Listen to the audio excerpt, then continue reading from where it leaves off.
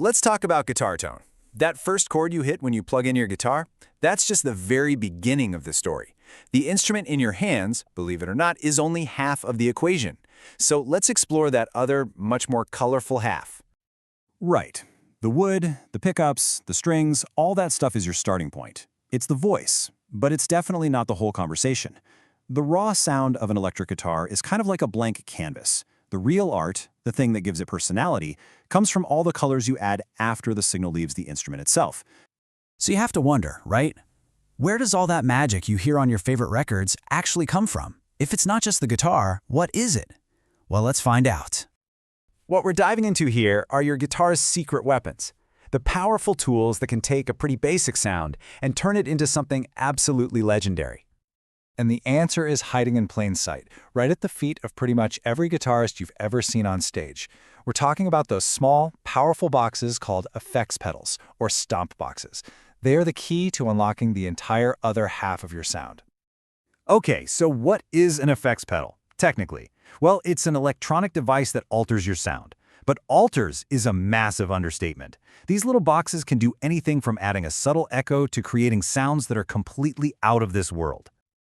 You know, the history of these pedals is really the history of modern guitar tone, and Boss has been a pioneer in this space for decades. Way back in 1976, their CE1 Chorus brought these lush, studio-quality effects right to the stage. Then just a year later, the OD1 Overdrive delivered that authentic tube-amp grit in a compact little pedal, which basically set the standard for stomp boxes that we still see today. So where do we even begin? Well, we have to start with the absolute foundation of rock and roll, adding grit, bite, and, of course, distortion. It's funny, distortion wasn't really invented, it was discovered, almost by accident. Early guitarists had to crank their amps all the way up just to be heard over the drummer, and it turned out there was this beneficial side effect. That unique, aggressive tone became the sound of a revolution, and pedals were created specifically to capture that sound without making you go deaf. But here's the thing, you have to understand, not all dirt is the same. Overdrive, that's like a tube amp being pushed right to its sweet spot. It's warm, it's responsive, it's pretty smooth. Distortion is its much more aggressive cousin. It delivers those saturated, hard-edged metallic tones you hear in hard rock and metal. And the variety is just incredible. You can find a pedal for any flavor you want. There's the smooth, classic rock sound of an SD1, the really natural, bluesy character of a BD2, the iconic rough edge of a DS1, or even the scooped metallic fury of the MT2 Metal Zone. Each one offers a totally unique flavor of distortion. All right, so once you've got your core gain sound dialed in, it's time to give it a sense of space. Adding acoustic dimension is what makes your guitar sound like it's in a real, physical place instead of just in a vacuum. And the most fundamental way to add that space is with reverb. Reverb essentially puts your guitar in a room. It could be a tiny club, a massive concert hall, you name it. It's what keeps your sound from feeling totally dry and disconnected from the rest of the music. Now, while reverb creates the sound of a space, delay creates distinct echoes. What happens is the pedal samples your sound and then plays it back a moment later. This can create everything from that classic rockabilly slapback sound to the epic rhythmic soundscapes you hear in bands like U2. And the timing of those echoes? It's everything. A really short delay creates this thick doubling effect, almost like two guitars are playing at once. A medium delay, if you sync it to the tempo of the song, can add this powerful rhythmic drive.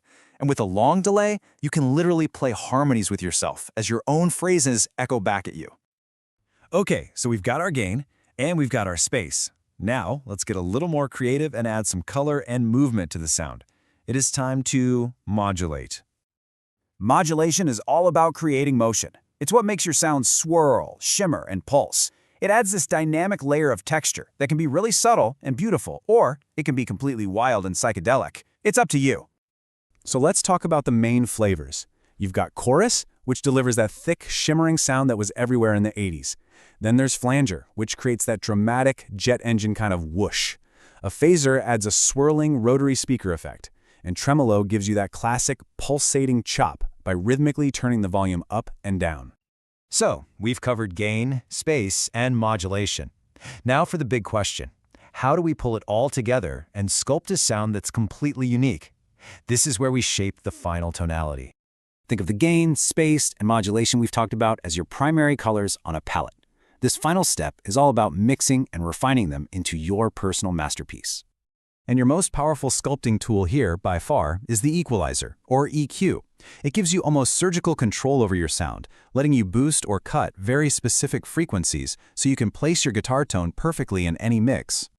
And don't underestimate its power. A pedal like the Boss GE7 gives you a plus or minus 15 decibel range of control. That is a massive amount of power, allowing for everything from tiny, subtle tweaks to just radical transformations of your tone. Now this is super important. The order you connect these pedals in actually matters. A lot.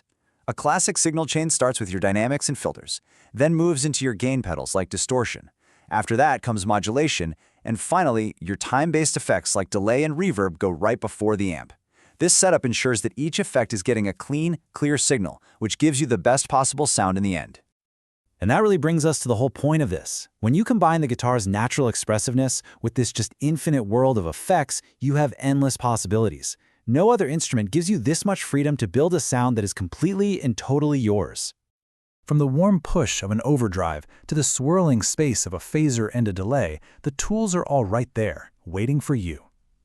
So now we get to the most exciting question of all. What will your signature sound be?